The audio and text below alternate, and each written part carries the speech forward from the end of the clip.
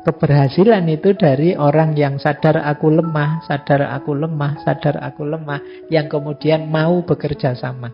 Disitulah lahir kehebatan.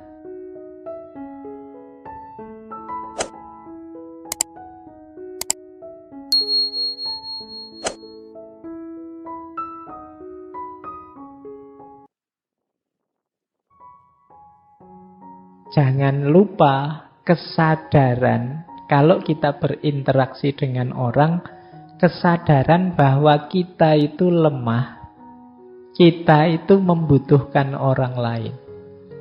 Ya termasuk juga membutuhkan Allah. Ini penting. Orang itu bisa maju kalau dia sadar dia terbelakang atau dia mundur. Kalau orang tidak sadar bahwa dia ada di belakang, tidak mungkin dia maju.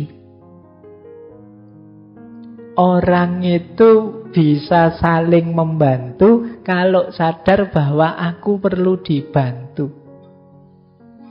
Tidak mungkin terjadi saling membantu kalau masing-masing merasa aku sudah unggul, aku sudah baik, aku sudah jaya.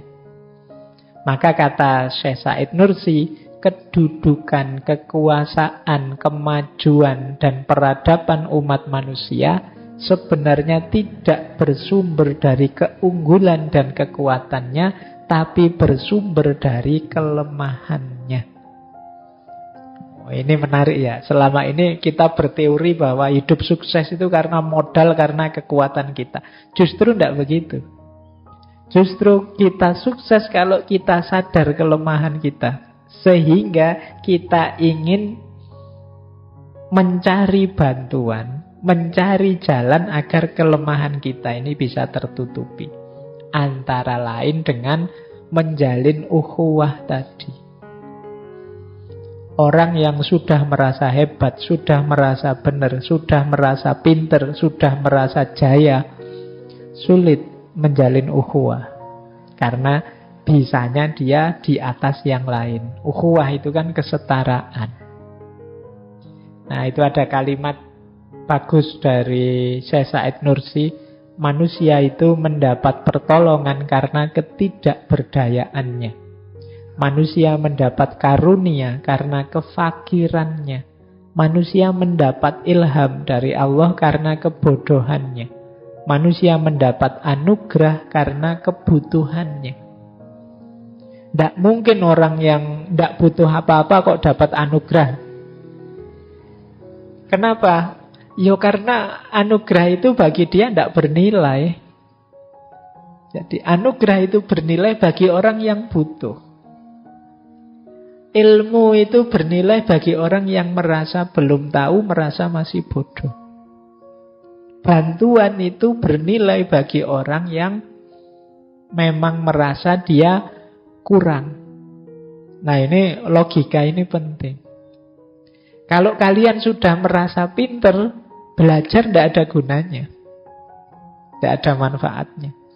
Diberi ilham oleh Allah tidak ada gunanya. Itu kayak gelas yang sudah penuh.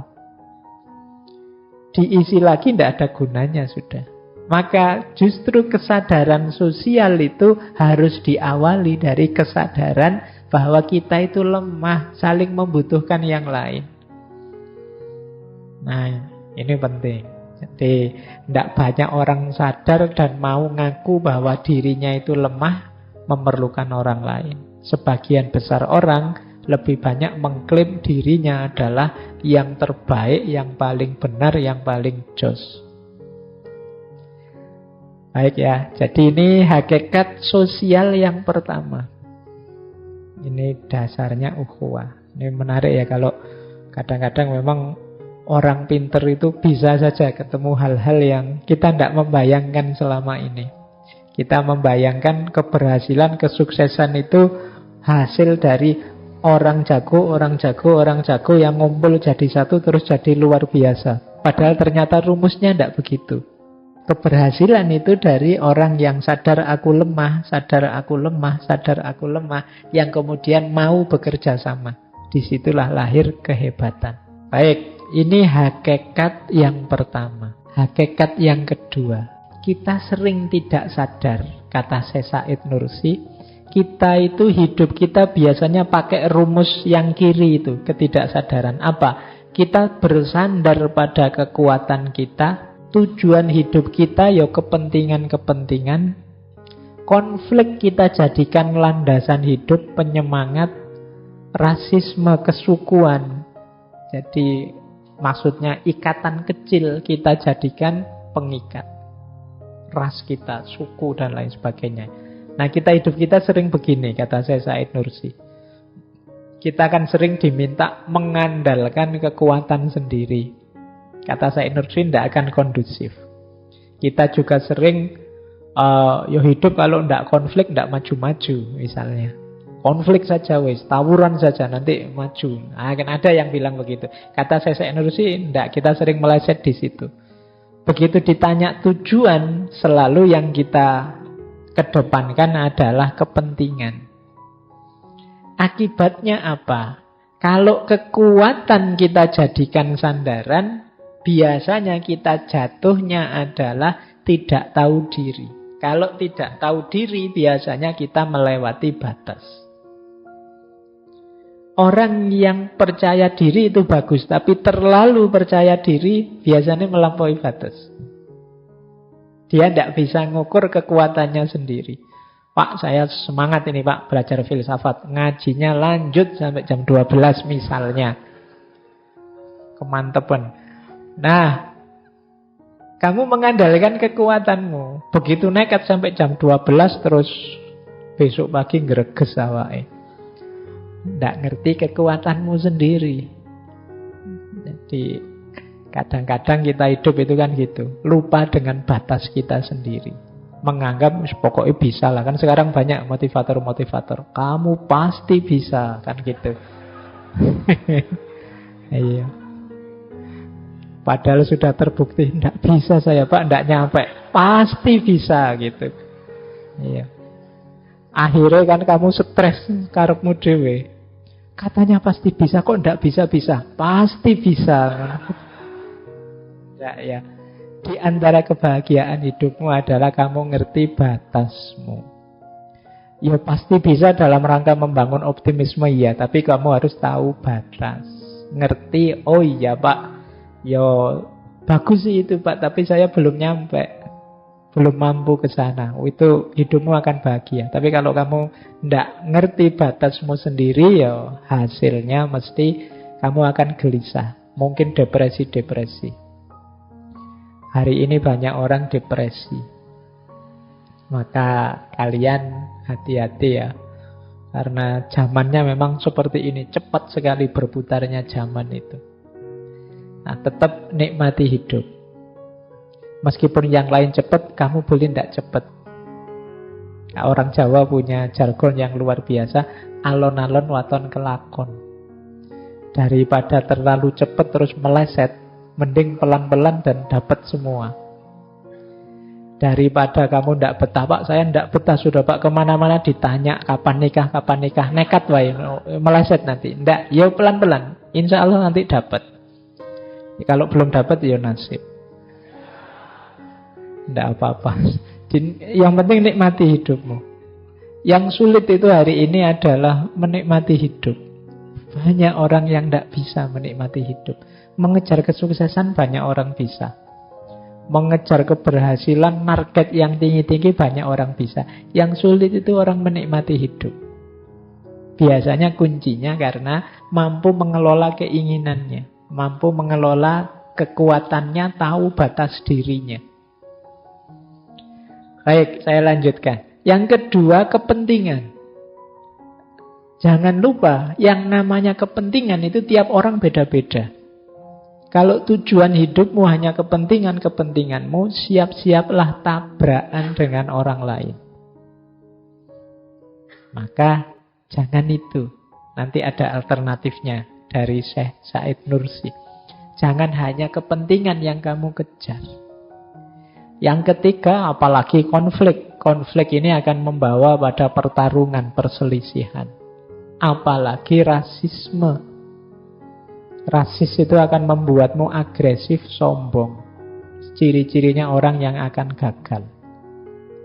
Maka kata Syekh Said Nursi, gantilah kekuatan dengan kebenaran. Sandaranmu adalah kebenaran. Orang Jawa menyebutnya kasunyatan. Bahasa Islamnya hak. Kata Syekh Said Nursi, antara lain yang ada dalam Al-Quran. Jadi kekuatan ganti. Jangan bersandar pada kekuatanmu, bersandarlah pada kebenaran.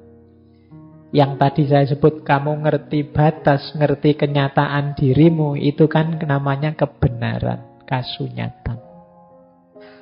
Yang kedua, gantilah kepentinganmu dengan ridhonya Allah. Yang ketiga, gantilah konflik dengan persahabatan, dengan kerjasama.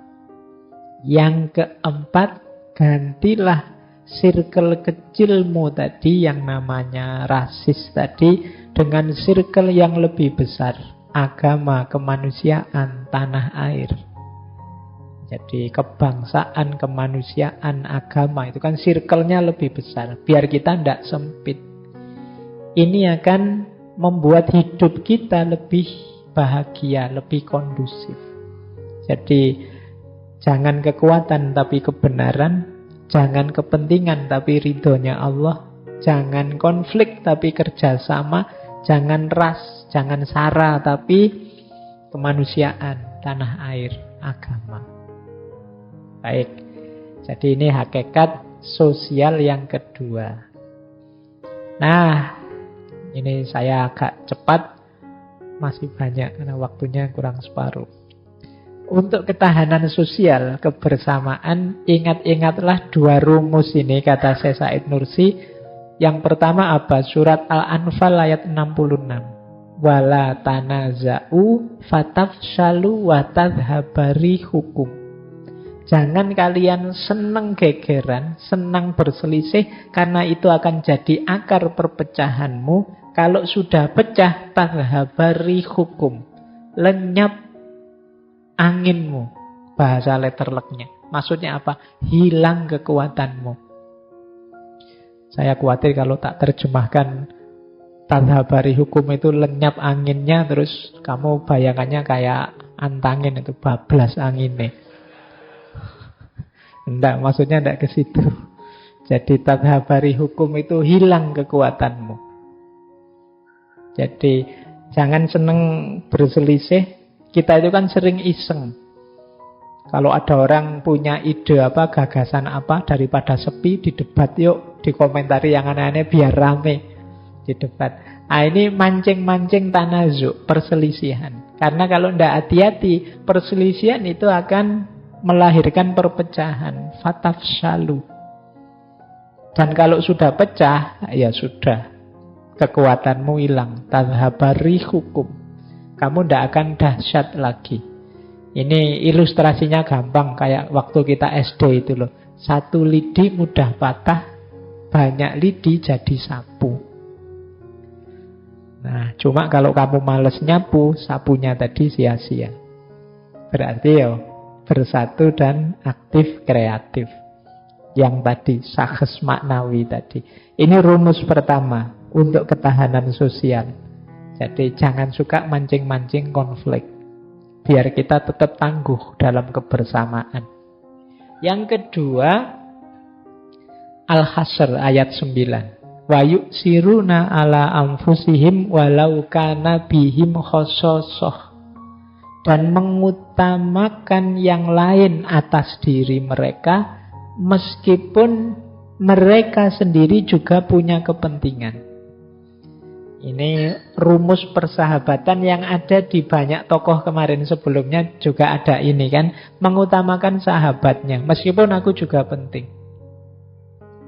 Jadi sama-sama pingin minum, temanku duluan mungkin khawatirnya ini kurang minumnya misalnya. Ini namanya wa yu'siruna ala anfusihim walau kana bihim khososoh. Jadi mendahulukan teman. Ya kalau urusan makanan biasanya kan rebutan. Pengalaman saya yang mendahulukan itu sering-seringnya malah kalau sholat. Iya. Siapa yang jadi imam itu, wah silahkan, wah, bisa gini terus. Jadi lama itu latihan saingan jempol itu. Silakan, silakan gitu. Itu untuk jadi imam.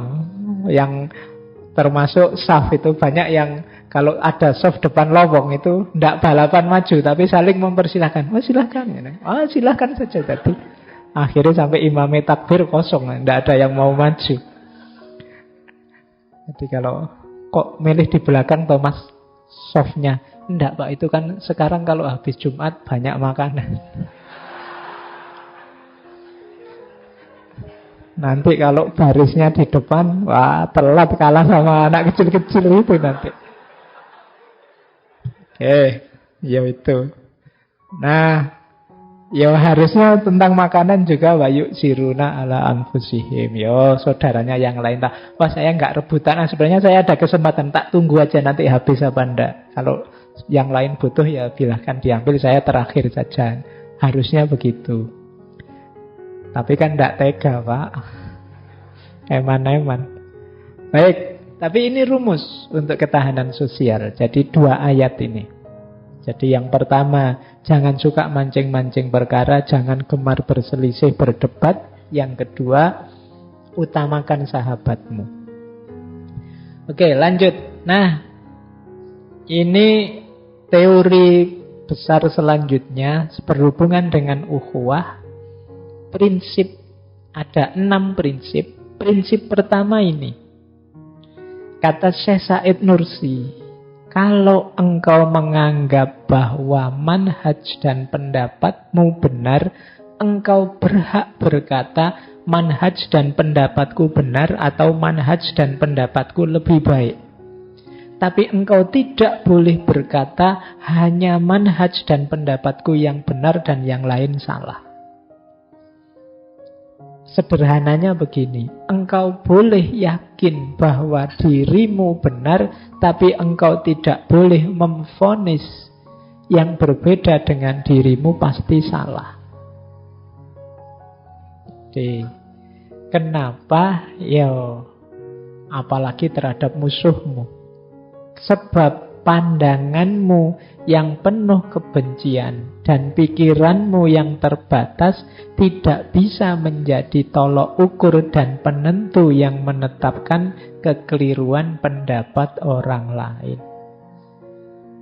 Jadi, boleh kamu yakin saya yang benar, tapi kamu tidak boleh menghakimi orang lain sebagai salah. Nah, ini rumus. Menarik, ada kalimat yang masyhur sekali, ada yang bilang dari Imam Syafi'i, yang beliau bilang dulu pernah kita ngaji tentang beliau, pendapatku benar, tapi mungkin masih mengandung kesalahan. Pendapatmu menurutku salah, tapi mungkin masih ada unsur-unsur kebenarannya. Nah, ini kenapa sih begitu? Wong kita itu manusia yang ilmunya hanya sejauh pengalaman kita. Akal kita pun terbatas. Yang hari ini kita anggap baik benar, mungkin besok ketika ketemu fakta baru, data baru, situasi yang berubah, sehingga yang kita anggap benar ini harus direvisi. Berangkat ke masjid itu mulia, tapi begitu pandemi datang, kita harus mau merevisi bahwa lebih baik di rumah daripada ke masjid. Cium tangan ustadz itu tawaduk utama, tapi zaman corona, yo kamu jangan nekat cium tangan kalau kamu sayang sama ustadzmu.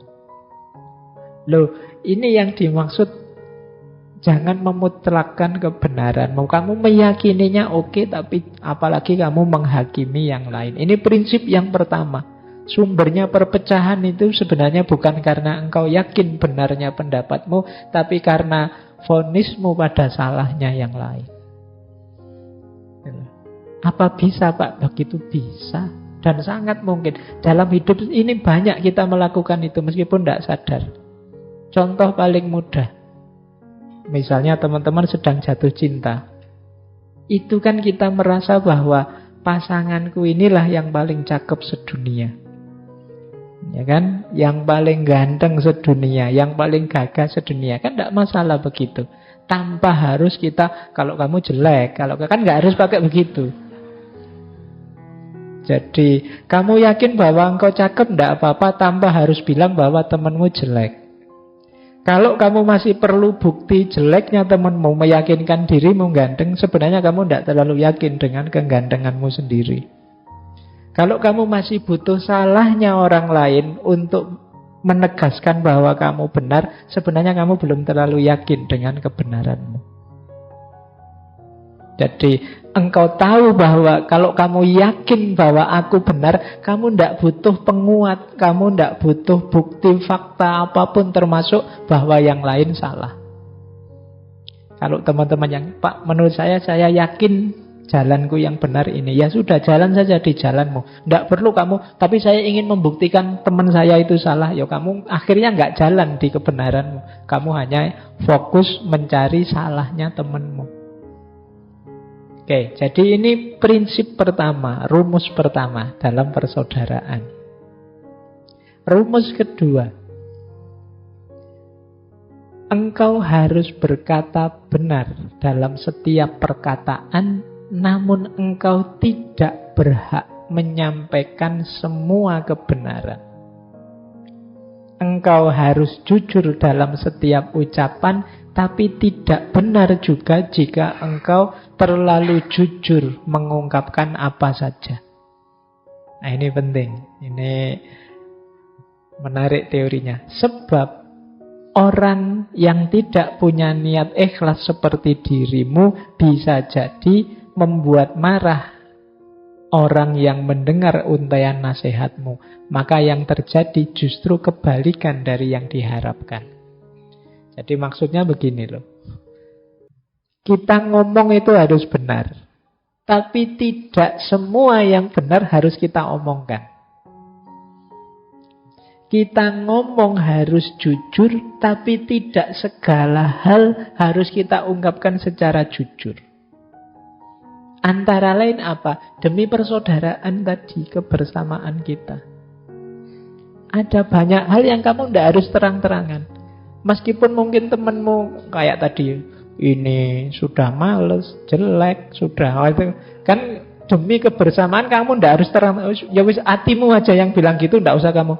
Sahabatku yang males, jelek, ndak karu-karuan, kan ndak begitu.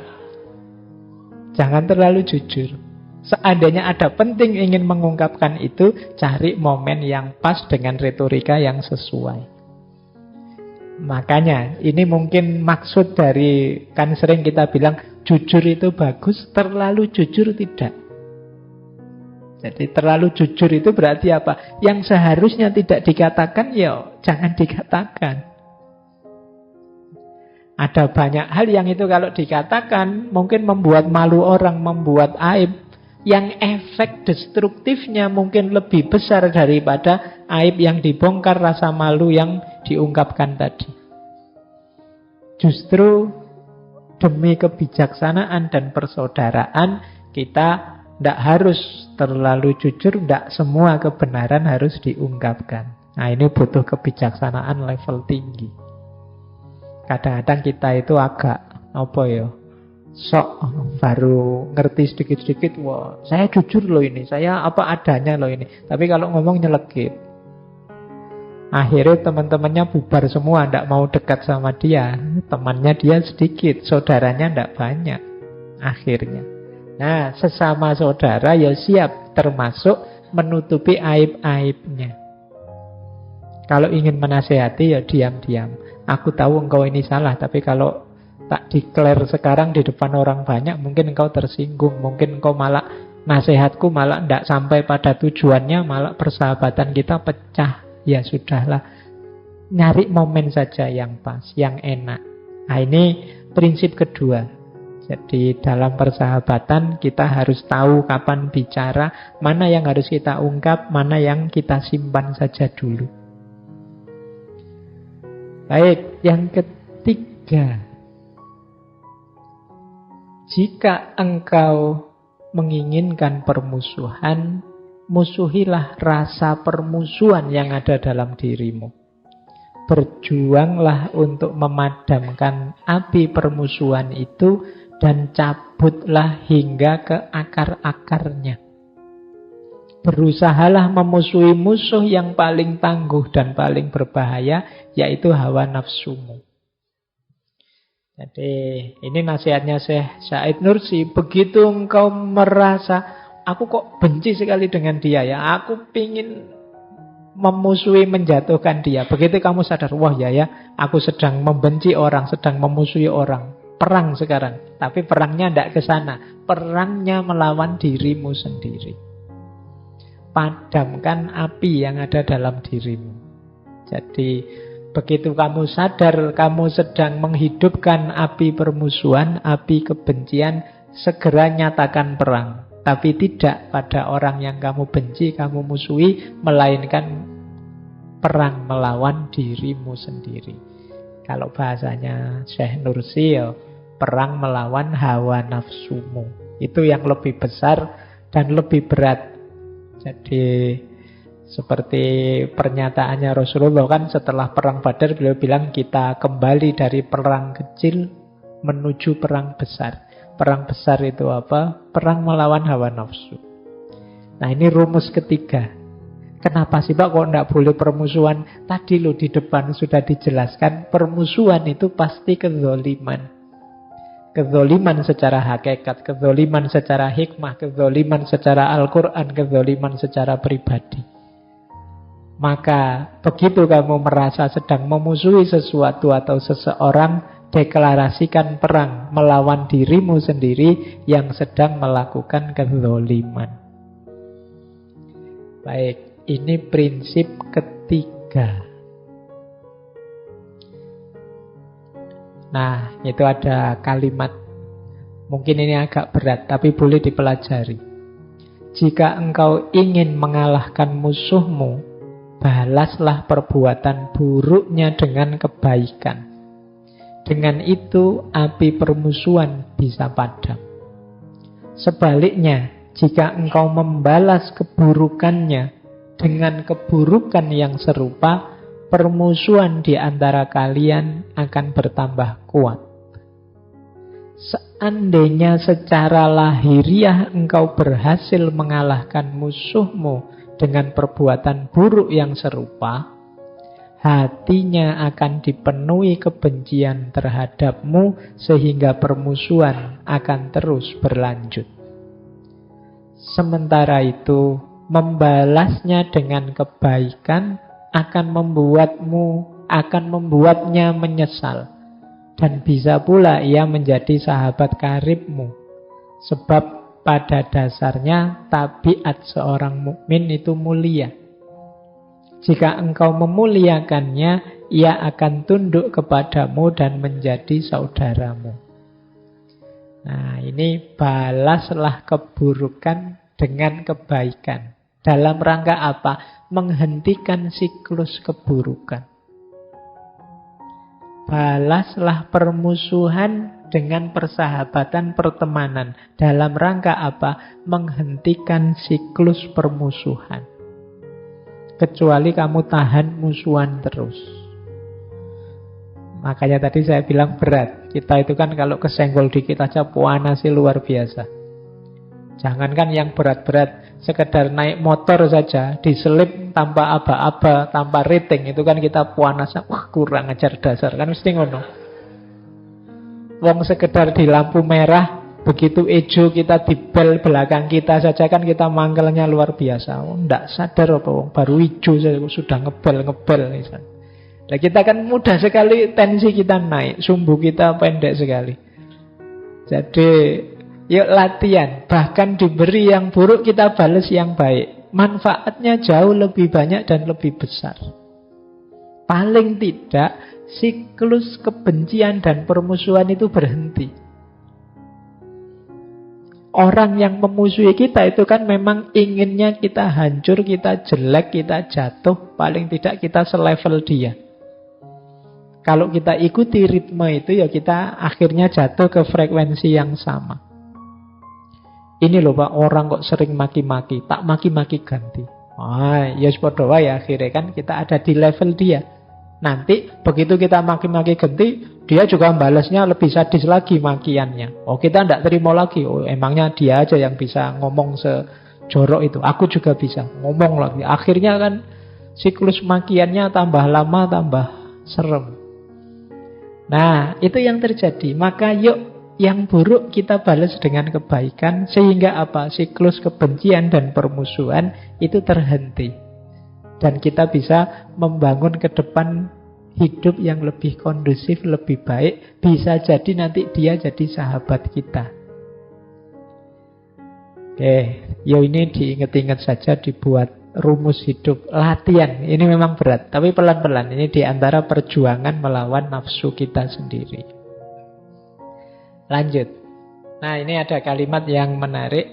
Kenyataan membuktikan, kata Syekh Nursi, ketika engkau berkata pada orang jahat, engkau orang baik, seringkali itu mendorongnya jadi orang baik. Sebaliknya, kalau engkau mengatakan pada orang baik engkau itu jahat, mungkin saja membuatnya jadi jahat. Kalau kamu punya teman yang baik, tapi kamu curigai, terus kamu tuduh jelek, terus dia, lama-lama mungkin dia jadi jelek beneran karena sebel sama kita. Sebaliknya, kalau ada orang jahat, orang jelek, itu kita perlakukan dia sebagai orang baik. Bila perlu kita sebut dia sebagai orang baik, mungkin dia terdorong jadi baik. Ada teman kok sukanya pinjem baju kita saja. Nah, kita balas, wah kamu itu orang baik ya, apa kamu mau minjem bajuku? Silakan saja, tidak apa-apa, monggo. Nah, itu mungkin dia ragu-ragu mau minjem. Jadi kemarin dia dengan santainya mengambil barang kita misalnya, terus kita perlakukan dengan baik. Wah, saya titip barangku ya, kalau mau dipakai tidak apa-apa, dipakai saja, santai saja. Mungkin malah dia menjaga barang kita.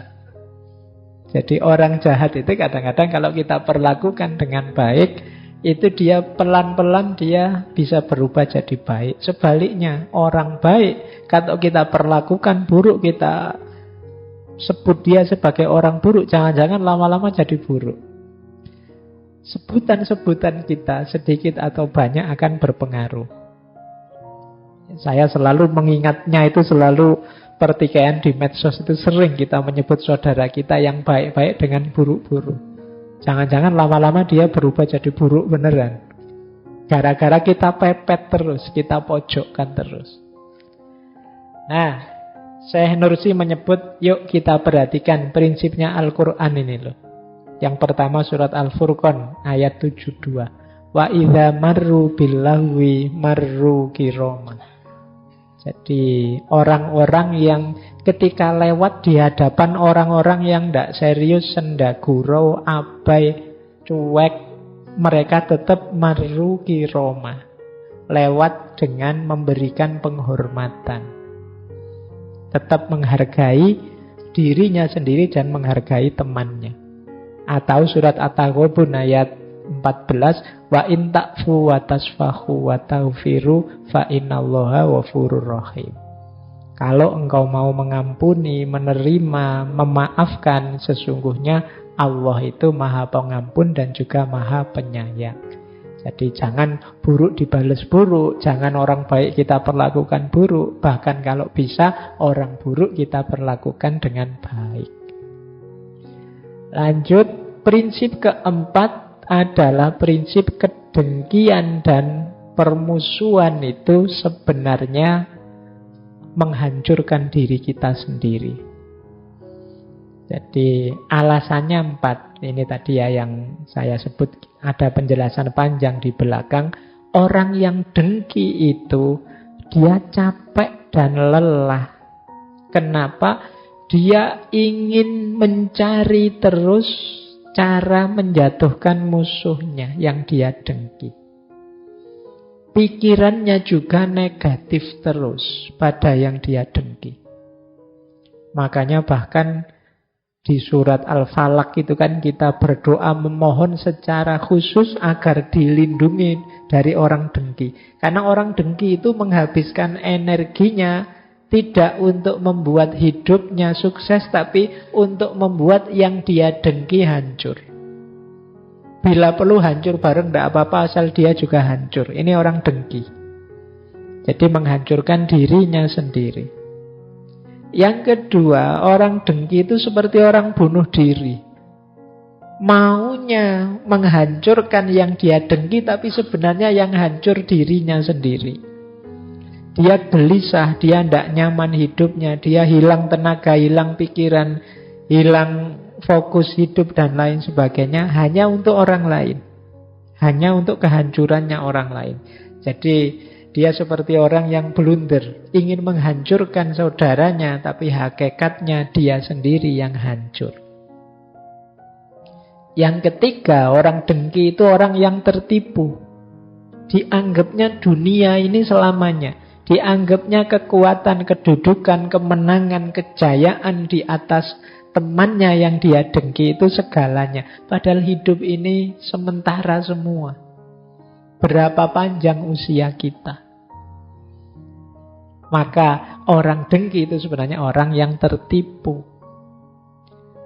Yang keempat, orang dengki itu sebenarnya orang yang tidak ridho pada ketetapannya Allah. Orang itu kan dengki karena tidak seneng orang yang dia dengki bahagia. Wah, kok dia enak dapat itu ya. Kita yang susah, sengsara, dia yang... Ini kan cirinya orang dengki. Nah, ada indikasi dia tidak rela, tidak ridho terhadap takdirnya Allah. Jadi orang dengki itu orang yang menghancurkan dirinya sendiri. Yang pertama, dia hancur karena tenaga, energi, dan lain sebagainya habis untuk yang dia dengki. Yang kedua, dia seperti orang bunuh diri, ingin orang lain hancur padahal dirinya sendiri yang hancur. Yang ketiga, dia seperti orang yang tertipu karena dianggapnya kemenangannya atas saudaranya yang dia dengki itu hakiki dan selamanya. Padahal hidup ini segalanya fana. Dan yang keempat, kedengkian menunjukkan seseorang sedang melawan takdirnya Allah. Tidak ridho terhadap ketetapannya. Ini prinsip yang keempat.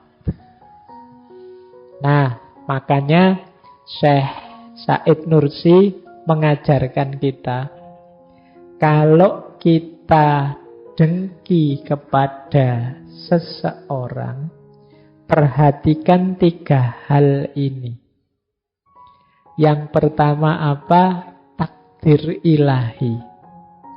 Kita tidak terima terhadap kebahagiaan yang menimpa orang yang kita dengki, padahal segalanya kan ketetapan Allah. Dan kita diminta untuk ridho terhadap ketetapan itu. Yang kedua, perhatikan juga nafsu amarah yang ada dalam dirimu. Orang dengki itu kan dipenuhi nafsu amarah. Begitu kamu dengki pada seseorang, cirinya mudah.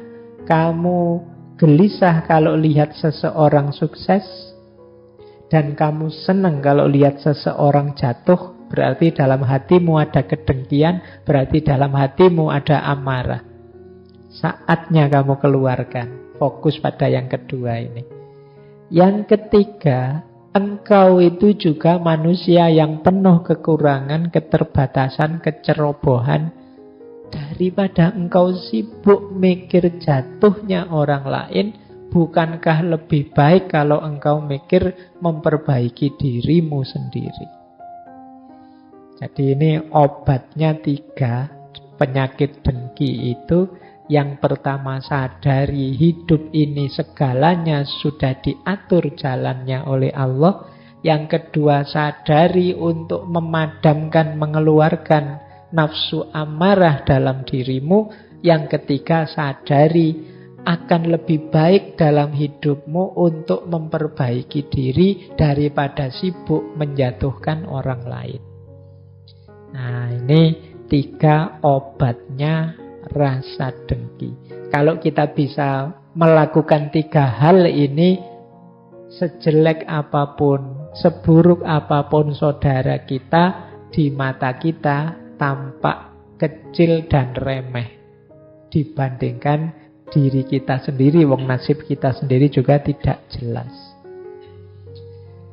Jadi ini alasan mengapa kita jangan mendengki orang.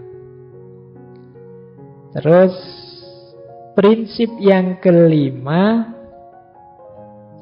permusuhan dan perpecahan itu membahayakan kebersamaan. Ini di prinsip yang kelima ini Syekh Nursi menjelaskannya pakai tanya jawab. Pak, ini kalau tanyanya pada saya ya, bukankah ikhtilafu ummati itu rahmah? Tidak apa-apa toh kita debat, kita menunjukkan perbedaan, menambahkan perbedaan. Iya memang benar begitu. Tapi yang dimaksud ikhtilafu ummati rahmah itu beda yang positif dan konstruktif. Bukan perbedaan yang ingin menjatuhkan yang lain dan menghancurkan yang lain. Kalau ingin perbedaan itu benar-benar jadi rahmat, ya harusnya kita perbedaan yang yasuddu ba'duhum ba'da, saling menguatkan. Saya ngerti filsafat, teman-teman mungkin ngertinya sosiologi, ada yang ngerti teknik, ada yang ngerti pertanian, ada yang ngerti peternakan. Itu kita bareng-bareng jadi kuat, jadi rahmat. Tidak dengan jalan yang pertanian merendahkan yang perdagangan melecehkan yang filsafat. Opo filsafat itu? Nanti yang filsafat juga menyalahkan yang ngerti ilmu agama, ilmu fikih. Fikih itu dangkal, kurang dalam kayak filsafat ini. Nanti yang filsafat juga, filsafat opo, sesat, kafir itu. Dan lain sebagainya. Loh, kalau modelnya seperti ini, tidak mungkin ikhtilafu ummati rahmah. Ikhtilafu ummati rahmah itu kita sadari perbedaan, kita jadikan perbedaan itu modal untuk kebersamaan kita yang saling menguatkan tadi, yasuddu ba'duhum ba'du. Di situ ada pertanyaan lagi. Boleh tidak sih Syekh kita bersikap partisan? Ikut kubu ini, ikut kubu itu. Jawabannya Syekh Nursi, boleh saja. Asal partisan itu memihak satu kubu itu dasarnya adalah kebenaran, menghidupkan kebaikan untuk jadi tempat perlindungan sesuai hak-hak kita. Bukan dengan motif nafsu amarah, ingin menang dan mengalahkan yang lain. Apalagi di situ ada kebencian dan kedengkian. Karena aku benci dan dengki dengan kelompok itu, maka aku membela dan memihak kelompok ini. Nah, kalau begitu jangan. Tetapi karena aku ingin mewujudkan ideal yang ini, karena aku ingin melahirkan kebaikan menurutku yang ini, maka aku ikut kelompok ini yang menurutku bisa mendukung. Nah, kalau ini boleh. Jadi partisan tidak dengan dasar kebencian atau kedengkian pada yang lain, tapi kita ada kepentingan demi kebenaran dan kebaikan yang ingin kita hidupkan. Nah, tentang debat juga ditanyakan. Bukankah kalau kita debat nanti kita bisa ketemu kebenaran yang lebih jelas? Kata Syekh, ya memang idealnya begitu. Tetapi seringkali dalam perdebatan orang itu mengejar kemenangan, bukan kebenaran. Orang mendahulukan keunggulan dirinya, menampakkan keahliannya, kepinterannya, tidak semata-mata demi kebenaran. Itu yang terjadi dalam debat. Maka kata Syekh, kalau memang ingin mencari kebenaran, oke saja. Tapi jangan berdebat yang sekedar ingin pamer kepandaian, apalagi ingin menjatuhkan yang lain. Nah, ini prinsip-prinsip dalam kita bersaudara. Baik, yang terakhir, jangan lupa prinsip terakhir persaudaraan itu, kalau kita bermusuhan, sebenarnya juga rusak kehidupan spiritual dan peribadatan kita. Jadi dia ini seperti api yang membakar kita. Dalam kita memusuhi orang lain, di situ ada dua hal yang hilang, kata Syekh Nursi. Yang pertama keikhlasan, yang kedua keadilan.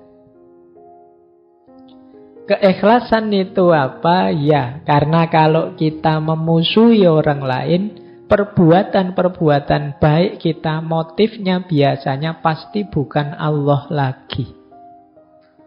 Motifnya pasti ya biar terbukti bahwa aku lebih benar daripada dia yang aku musuhi. Biar terlihat bahwa aku lebih baik daripada dia. Jadi dalam permusuhan kita kehilangan keikhlasan. Yang kedua, dalam permusuhan kita kehilangan keadilan. Kenapa? Seperti tadi, permusuhan itu serba kezoliman. Biasanya terus kita berpikirnya tidak berdasar salah, benar, baik, buruk, tapi dasarnya adalah kubunya siapa, kelompoknya siapa. Kalau dia grupnya yang aku benci, dia pasti salah, pasti jelek. Kalau grup yang aku sukai, dia pasti baik, pasti benar. Nah, ini efeknya dari permusuhan. Kita kehilangan keadilan dan kehilangan keikhlasan.